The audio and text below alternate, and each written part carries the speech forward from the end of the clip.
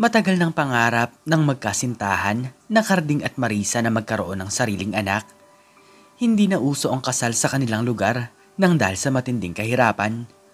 Ngunit sa 5 taon nilang pagsama ay hindi sila makabuo ng isang sanggol. Pasensya ka na talaga Marisa kung hindi natin matupad ang ating pangarap na magkaroon ng sariling anak. Malungkot na sabi ni Karding. Sa totoo lang Karding, ayaw ko nang magkaroon ng anak. Sarili nga natin, hindi na natin mabuhay. Paano pa tayo makakaahon sa kahirapan kung sakaling magkaroon pa tayo ng batang aalagaan? Sagot ni Marisa. Tanging pangingisda lamang kasi ang hanap buhay ng lalaki. Wala itong ibang alam na trabaho dahil hindi man lamang ito nakatungtong sa eskwelahan. Maganda ang kanyang kinakasamang si Marisa kaya kinakabahan siya na baka isang araw ay ipagpalit siya nito sa iba. Isang araw ay maagang umalis si Karding upang mangisda. Sa ganitong paraan ay nakakaraos naman sila sa pangaraw-araw. Sa kanyang maliit na kinikita ay nakakabili siya ng bigas at kung ano-ano pa. Pasakay na sana si Karding sa kanyang bangka nang bigla siyang lapitan ng isang bata. Musmus pa ito na para bang wala pang kaalam-alam sa buhay. Tay, baka po pwedeng isama niyo po ako sa pangingisda. Tutulungan ko po kayo. Tapos, ang kapalit ay bibigyan niyo po ako ng pera. Gutom na po kasi ako. Sabi ng isang batang lalaki. Nang dahil doon ay nakaramdam si Karding ng pagkaawa sa bata. Teka, ang bata-bata mo pa, mangingisda ka na? Nasaan ba ang iyong mga magulang? Tanong ng lalaki. Wala na po akong nanay at tatay. Mga mangingisda din po sila, ngunit pumanaw po sila. Matapos silang tangayin ng malakas na alon. Doon pa po ako nakatira sa kabilang bayan. Malungkot na sagot ni Junjun. Natulala na lamang si Karding matapos marinig ang sinabi ng bata. Paano naman kasi ay ganito rin dati ang nangyari sa kanya? Pareho silang nawala ng mga magulang nang dahil sa malakas na bagyo. Dati rin kasing mangingisda ang kanyang nanay at tatay pero hindi na niya nakita matapos matumba ang bangka na sinasakyan ng mga ito. Dulot ng malakas na alon. Kaya hindi na nagdalawang isip pa ang lalaki na isakay niya sa bangka ang batang lalaki. Basta, mag-iingat ka ha. Pagkatapos nating mangisda ay uuwi tayo sa aking bahay. Pakakainin kita. At kung gusto mo, ay aampunin na kita. Tutal, wala naman kaming anak ng aking kinakasama. Nakangiting sabi ni Karding.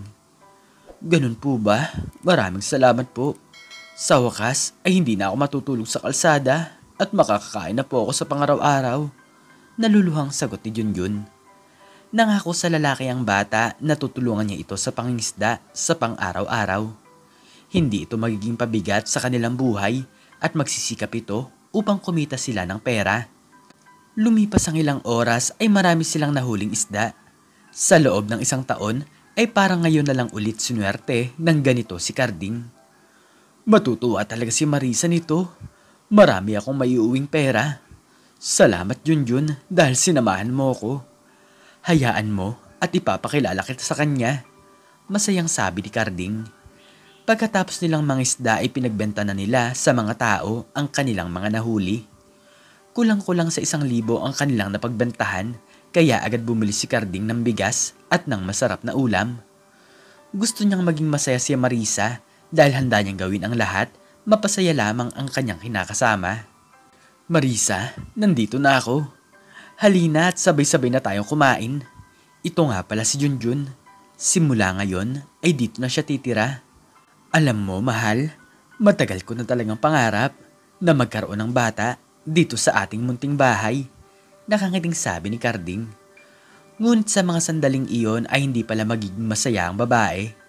Isang problema ang tingin nito sa bata dahil dadagdag pa ito sa kanilang mga gastusin. Ano ba yan, Karding? Ang hirap na nga ng buhay. Nakuha mo pang mag-ampon ng bata. Paalisin mo na siya dito. Hindi ko naman kailangan ng anak. Ang kailangan ko ay pera na makakalutas sa lahat ng ating mga problema. Inis na sabi ni Marisa. Teka lang mahal, nakakaawa naman siya. Wala na siyang mga magulang at natutulog lamang siya sa kalsada. Malaking tulong naman sa akin si Junjun dahil matutulungan niya ako sa aking pangingisda. Paliwanag ni Karding. Tumulo na lamang ang mga luha sa mga mata ni Junjun. Ang akala niya kasi ay matatanggap siya nito, ngunit nagkakamali pala siya. Ngunit nagulat na lamang ito nang ipagtanggol siya ng lalaki. Hindi mo ko naiintindihan, Karding. Pangarap ko na maging isang mayaman. Tingin mo ba ay matutupad pa ito kung sakaling may gagastusan pa tayong bata? Mataas na boss ni Marisa. Mahal naman, hindi ka ba naawa sa kanya? Sige na, kumain na muna tayo. Tsaka na muna natin pag-usapan ang mga bagay-bagay. Malungkot na sabi ni Karding. Nanatiling nakayuko si Junjun habang ito ay kumakain.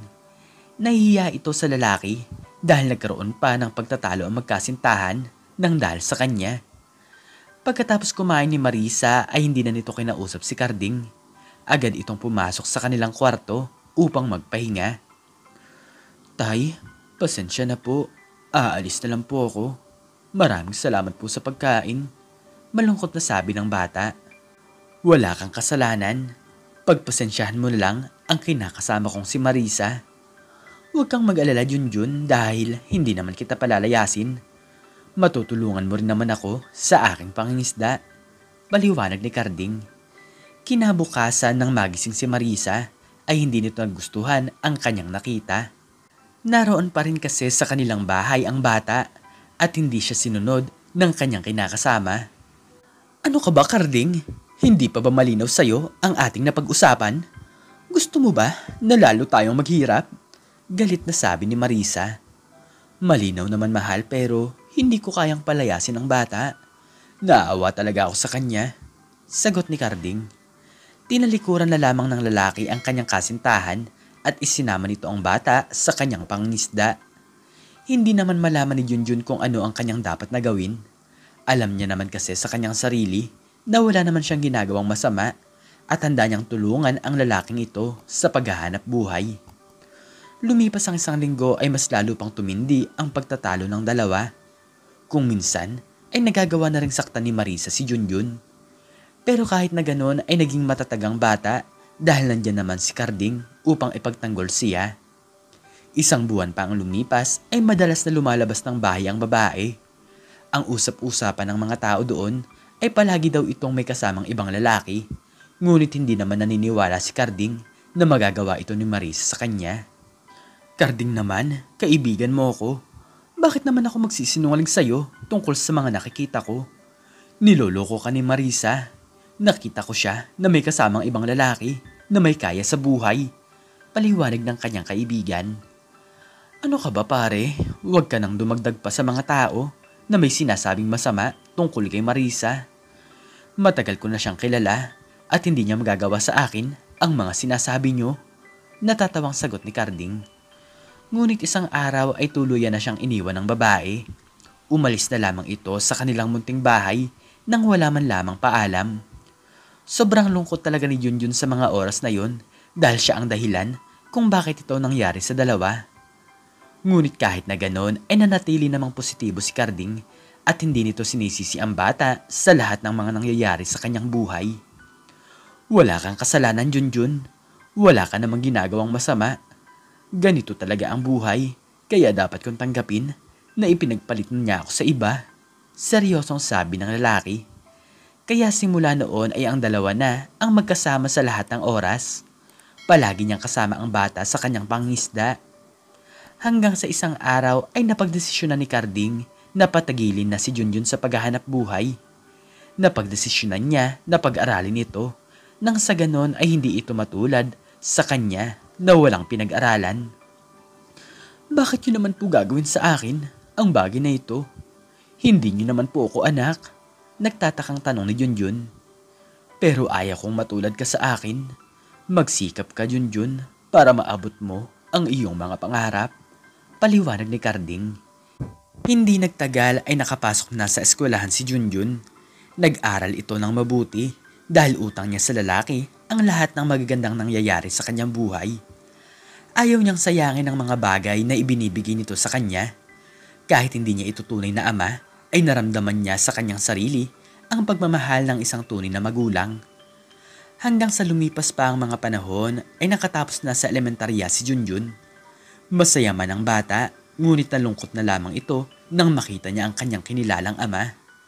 Pagod na pagod ito sa pagtatrabaho, may pagpatuloy lamang niya ang pagpapaaral. Pero para kay Carding ay walang imposible. Handa niyang gawin ang lahat para sa bata.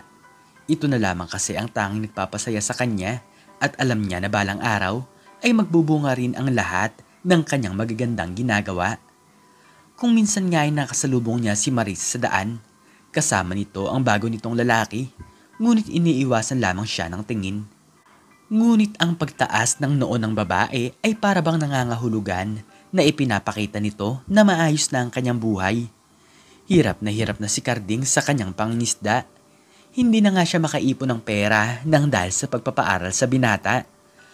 Ngunit kahit na ganoon ay pinipilit pa rin siyang tulungan ni Junjun. Nagtitinda ito ng kung ano-ano sa kanilang paaralan para hindi mahirapan sa pagpapaaral sa kanya ang kanyang itinuturing na ama. Sa kabila ng kanilang pagsisikap ay dumating na ang araw na malapit nang makatapos si Junjun sa kanyang pag-aaral. Tay, malapit na po ako makatapos sa kolehiyo. Hindi ko po akalain na maaabot ko po ito. Maraming salamat po sa inyo. Masayang sabi ni Junjun. Hindi nagtagal ay dumating na ang araw ng graduation ng binata. Nakatapos ito sa kursong Business Administration at si Junjun ang nakasungkit bilang isang summa cum laude sa kanilang paaralan. Hindi naging hadlang ang kahirapan sa binata dahil desidido siya na makabawi sa lahat ng ginawa ni Mang Carding sa kanya. Agad itong naghanap ng pwedeng mapasukan trabaho. Ang gusto nito ay patigilin na si Mang Carding sa kanyang pangisda at siya naman ang maghahanap buhay sa kanilang dalawa. Tay, pangako magiging mayaman po ako at ibibigay ko po sa inyo ang isang buhay na kahit na kailan ay hindi niyo pa po nararanasan. Seryosong sabi ni Junjun. Makita lang kita na may maayos kang buhay ay masaya na ako. Isang karangalan din para sa akin na nagawa kitang mapagtapos sa iyong pag-aaral. Sagot ni Carding. Hindi nagtagal ay kumita na ng pera si Junjun. Marami itong naging mga kaibigan at kahit na ang CEO ng kumpanya ay napapahanga niya. Sobrang bait kasi ni Junjun at hindi ito mapagmataas kahit na mas magaling pa siya sa ibang mas mataas na mga empleyado roon. Hanggang sa isang araw ay kinausap siya ng CEO ng kumpanya dahil mayroon ito na isang magandang offer sa kanya. Junjun, nakikita ko na may potensyal ka sa pagnenegosyo. Baka pwede kitang kunin bilang isa sa mga partner ko. Alam kong wala ka pang sapat na puhunan, pero puhunan ko na ang galing mo. Nakangiting sabi ni Mr. Alberto. Agad itong tinanggap ng binata, kaya hindi nagtagal ay naging mabilis ang pagpasok ng pera. Nang dahil sa husay ni Junjun ay agad lumaki ang kanilang negosyo at kahit na sa ibang bansa ay nakarating na ito. Biglaan talaga ang pagbabago ng kanyang buhay kaya agad siyang nagpagawa ng isang malaking bahay upang iregalo sa kanyang tatay. Anak, para sa akin ba talaga ang bahay na to? Sobrang laki naman anak, manghang sabi ni Carding. Opo tay, pero hindi pa po dyan nagtatapos ang lahat. Bibili rin po ako ng mga kagamitan at sa susunod na buwan ay kukuha naman po ako ng sakyan. Masayang sagot ni Junjun. Sunod-sunod na biyaya na lamang ang dumarating sa buhay ni Mang Carding. Hindi na siya nagtatrabaho at panay pamamasyal na lamang ang ginagawa ng lalaki. Isang araw ay dumaan ang kanyang dating kinakasama na si Marisa. Nakita nito ang itinatayong bahay at nagulat na lamang ito nang malaman na mayaman na sila. Carding, sa'yo ba talaga ang bahay na yan? Nagtatakang tanong ni Marisa. Tama ka, bigay sa akin yan ni Junjun. Bilang pasalamat daw sa aking pagsikap, sagot ng lalaki. Sobra-sobra talaga ang pagsisisi ng babae dahil hindi nito akalain na biglang magbabago ang buhay ng kanyang dating kinakasama nang dahil lamang sa pag-aampo ng isang bata. Kung hindi niya sana ito iniwan ay mayaman na rin sana siya. Isang taon kasi ang lumipas ay iniwan siya ng lalaki na ipinagpalit niya kay Carding. Naghanap rin ito ng ibang babae at bigla na lamang siyang iniwan. Ngunit ngayon ay wala nang magawa si Marisa matapos siyang tanggihan ni Carding sa kanyang alok na pakikipagbalikan. Masaya na daw ang lalaki sa kanyang buhay kasama ang kanyang anak. Naisip din kasi ni Carding na babalikan lamang siya ni Marisa dahil mayaman na sila.